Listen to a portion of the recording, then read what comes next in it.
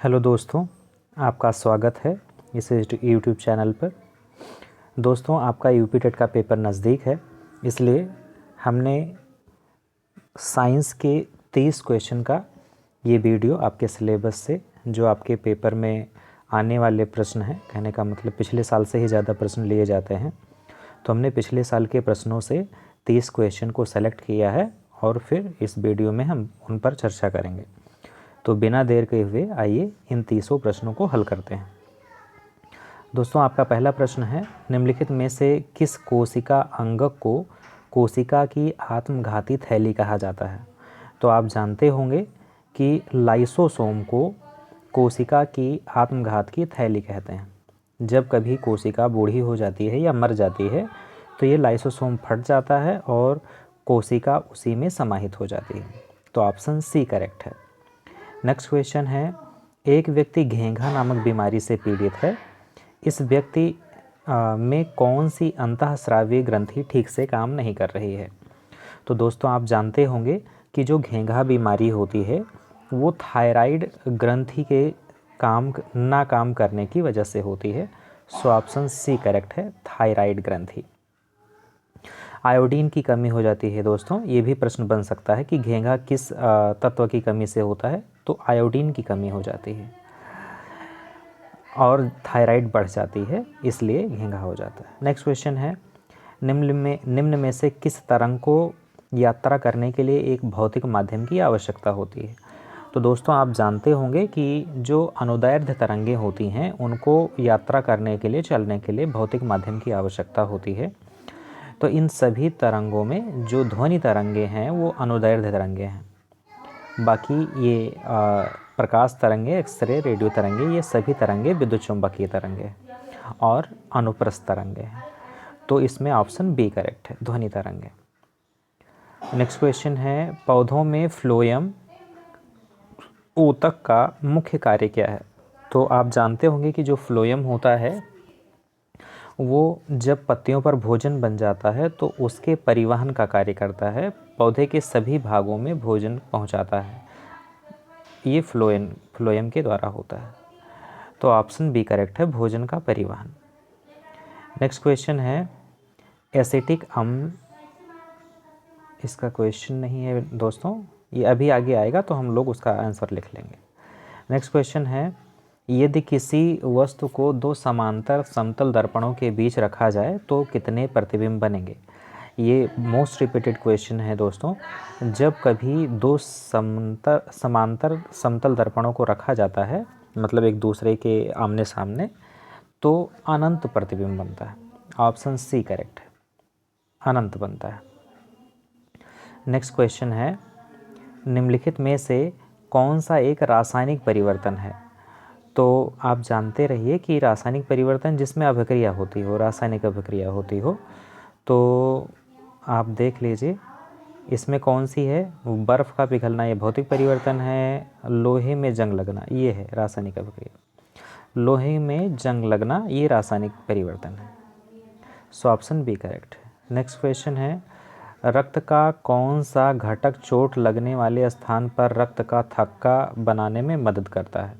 तो आप जानते होंगे कि जब चोट लगती है तो ब्लड जब बहने लगता है तो ब्लड का क्लाट्स जो होता है, मतलब थक्का जो बनता है, वो प्लेटलेट्स के द्वारा बनाया जाता है। सी ऑप्शन करेक्ट है, प्लेटलेट्स। नेक्स्ट क्वेश्चन है, प्लास्टर ऑफ पेरिस POP का सूत्र क्या है, रासायनिक सूत्र? तो दोस्तों, आप जानते होंगे जो POP होता है उसका सूत्र होता है CaSO4 × 1/2:2। मतलब CaSO4 × 1/2:2 का रासायनिक नाम क्या होगा दोस्तों? तो रासायनिक नाम होता है calcium sulphate hemihydrate, calcium sulphate hemihydrate. So option B correct है। नेक्स्ट ये भी ध्यान में रखिएगा कि जो जिप्सम होता है, जब आप प्लास्टर ऑफ पेरिस में पानी मिलाएंगे तो जिप्सम बनता है। तो जो जिप्सम का सूत्र होता है वो होता है CaSO4 × 2H2। इसमें जल के अणु का केवल अंतर होता है, ध्यान रखिएगा, दोनों का पूछा जाता है। नेक्स्ट क्वेश्चन है, यदि कोई वस्तु एक सीधे रास्ते पर समान समय अंतराल में समान दूरी तय करती है तो उसकी गति को क्या कहा जाएगा? तो आप जानते हैं कि जब समान समय अंतराल में समान दूरी तय करेगी तो उसको एक समान गति कहेंगे। सो बी ऑप्शन करेक्ट है, एक समान गति। नेक्स्ट क्वेश्चन है, खरीफ की फसल का उदाहरण है। तो आप जानते होंगे कि जो खरीफ की फसल होती है वो जून में बोई जाती है और सितंबर तक काटी जाती है। तो इसमें धान, चावल खरीफ की फसल होती है। चावल है, मक्का है, ये खरीफ की फसल मानी जाती है। तो ध्यान में रखिएगा। ये भी पूछा जा सकता है, जैसे इसमें फसल पूछ लिया, ये भी पूछा जा सकता है कि खरीफ की फसल का बोने और काटने का समय क्या होता है, जैसे रबी की फसल का, जायद की फसल का। तो ये अब ध्यान में रखिएगा दोस्तों कि मतलब कौन सी फसल को कब रोपा जाता है या बोया जाता है और कब काटा जाता है, और उसका उदाहरण। नेक्स्ट क्वेश्चन है, वॉशिंग मशीन के ड्रायर सुखाने वाले हिस्से का कार्य सिद्धांत क्या है। तो आप जानते होंगे जो वॉशिंग मशीन का ड्रायर होता है वो सुखाने का सिद्धांत काम करता है अपकेंद्रीकरण विधि पर, सेंट्रीफ्यूगेशन पर। ये क्या होता है कि बहुत तेज़ी से घूमता है तो कपड़े से जल के कण निकल जाते हैं बाहर। सो ऑप्शन ये करेक्ट है। नेक्स्ट क्वेश्चन है, निम्नलिखित में से कौन सा तत्व कमरे के तापमान पर एक तरल अधातु है। तो आप जानते होंगे कि जो अधातु होता है ब्रोमीन, आप जानते होंगे दोस्तों कि तत्वों को 3 प्रकार से बांटा गया है, धातु, अधातु और उपधातु। तो जो धातु है वो ठोस होता है सामान्यतः, लेकिन उसमें एक धातु होती है पारा, जो जल के रूप में, द्रव के रूप में पाया जाता है। वैसे ही जो अधातुएं हैं वो ज़्यादातर गैस के रूप में होती हैं, लेकिन कुछ अधातुएं ठोस भी होती हैं, जैसे आयोडीन। और एक अधातु ऐसी है जो द्रव के रूप में होती है, ये है ब्रोमीन। तो ब्रोमीन ऑप्शन करेक्ट है। नेक्स्ट क्वेश्चन है, विटामिन डी की कमी से निम्नलिखित में से कौन सा रोग होता है। तो आप जानते होंगे कि विटामिन डी की कमी से सूखा रोग, रिकेट्स हो जाता है। सो बी ऑप्शन करेक्ट है। नेक्स्ट क्वेश्चन है, पृथ्वी के केंद्र पर गुरुत्वीय त्वरण जी का मान कितना होता है। तो दोस्तों आप जानते होंगे कि पृथ्वी के गुरुत्वीय त्वरण पर जो जी का मान होता है, गुरुत्वीय त्वरण होता है, वो 0 होता है पृथ्वी के केंद्र पर। नेक्स्ट क्वेश्चन है, ग्लोबल वार्मिंग, वैश्विक तापन में के लिए मुख्य रूप से कौन सी गैस जिम्मेदार है।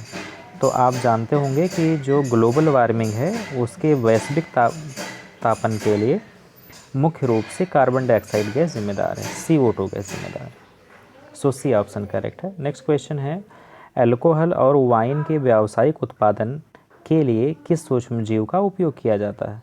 तो दोस्तों आप जानते होंगे कि जब अल्कोहल या वाइन बनाते हैं तो उसमें ईस्ट या खमीर का उपयोग किया जाता है। सो ऑप्शन ये करेक्ट है, ईस्ट या खमीर। नेक्स्ट क्वेश्चन है, किसी वस्तु पर विद्युत आवेश की उपस्थिति का पता लगाने के लिए किस उपकरण का उपयोग किया जाता है। तो आप जानते होंगे दोस्तों कि विद्युतदर्शी, इलेक्ट्रोस्कोप का उपयोग किया जाता है। सो बी ऑप्शन करेक्ट है। नेक्स्ट क्वेश्चन है, निम्नलिखित में से कौन सा ऊर्जा का एक अनवीकरणीय रिन्यूएबल स्रोत है। तो आप जानते होंगे कि जो अनवीकरणीय ऊर्जा का स्रोत है वो है कोयला। सी ऑप्शन करेक्ट है। इसमें सौर ऊर्जा, पवन ऊर्जा और जल विद्युत ऊर्जा, ये तीनों नवीकरणीय स्रोत हैं। कोयला अनवीकरणीय स्रोत है, ध्यान में रखिएगा। नेक्स्ट क्वेश्चन है, मानव वृक्क की संरचनात्मक और कार्यात्मक इकाई को क्या कहते हैं। तो जो किडनी होती है या मानव वृक्क होता है उसके संरचनात्मक और क्रियात्मक इकाई को हम लोग नेफ्रॉन कहते हैं दोस्तों, नेफ्रॉन। इसमें देख लीजिए, ये बी ऑप्शन करेक्ट है, B option correct, nephron. Next question है, जब कोई गैस बिना द्रव अवस्था में बदले सीधे ठोस अवस्था में बदल जाती है तो इस प्रक्रिया को क्या कहते हैं। तो आप जानते होंगे जब कोई गैस बिना द्रव अवस्था में बदले सीधे ठोस अवस्था में बदल जाती है तो इस प्रक्रिया को निक्षेपण, डिपोजिशन कहते हैं। नेक्स्ट क्वेश्चन है, निम्नलिखित में से किस धातु को चाकू से आसानी से काटा जा सकता है। तो आप जानते होंगे कि जो सोडियम धातु हैं या जितने भी एल्कली धातु होते हैं वो सभी मुलायम होते हैं, उनको चाकू से काटा जा सकता है। सो बी ऑप्शन करेक्ट है। नेक्स्ट क्वेश्चन है, ध्वनि की चाल निम्नलिखित में से किस माध्यम में सबसे तेज होती है। तो आप जानते होंगे कि जो ध्वनि होती है उसको चलने के लिए माध्यम की आवश्यकता होती है, क्योंकि वो अनुदैर्ध्य तरंग के रूप में संचरित होती है। तो जो अनुदैर्ध्य तरंग का वेग है वो ठोसों में सबसे ज़्यादा और गैस में सबसे कम होती है। तो आपका ऑप्शन पहला ये करेक्ट है, स्टील या ठोस। नेक्स्ट क्वेश्चन है, दूध के पाश्चुरीकरण की प्रक्रिया में दूध को कितने तापमान पर गर्म किया जाता है? तो आप जानते होंगे दोस्तों कि पाश्चुरीकरण प्रक्रिया क्या है। दूध को कीटाणु रहित बनाने के लिए दूध को गर्म किया जाता है 70 अंश सेल्सियस पर 25 से 30 सेकंड के लिए। तो इस प्रक्रिया को पाश्चुरीकरण कहते हैं। सो ऑप्शन बी करेक्ट है, 70 अंश सेल्सियस पर 15 से 30 सेकंड के लिए गर्म करते हैं। नेक्स्ट क्वेश्चन है, वाहनों में पीछे के यातायात को देखने के लिए किस दर्पण का उपयोग किया जाता है? तो आप जानते होंगे कि वाहनों में पीछे के यातायात को देखने के लिए उत्तल दर्पण का उपयोग करते हैं, उत्तल दर्पण का उपयोग करते हैं।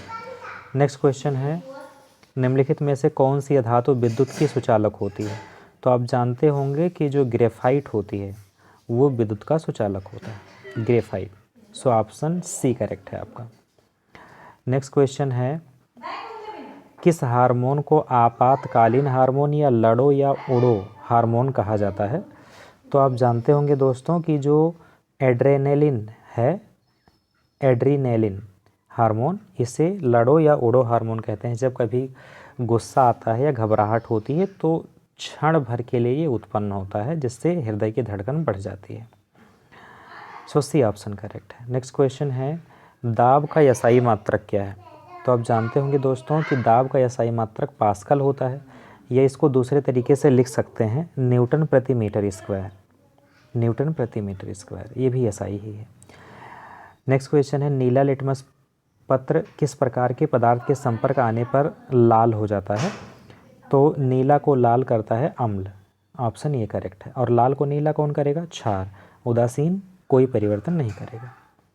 नेक्स्ट क्वेश्चन है, पौधों की पत्तियों का हरा रंग निम्नलिखित में से किसके कारण होता है? तो आप जानते होंगे पौधों की पत्तियों का हरा रंग क्लोरोफिल के कारण होता है। सो ऑप्शन बी करेक्ट है। इस प्रकार दोस्तों आपका 30 प्रश्न समाप्त होता है। अगर आपको ऐसे ही वीडियो चाहिए तो आप इस चैनल को सब्सक्राइब कर लीजिए और वीडियो को लाइक कर दीजिए, अपने दोस्तों के साथ शेयर कर दीजिए, क्योंकि उनको भी लाभ मिल सके। दोस्तों आपके लिए हम ऐसे ही वीडियोज़ लाते रहेंगे। धन्यवाद।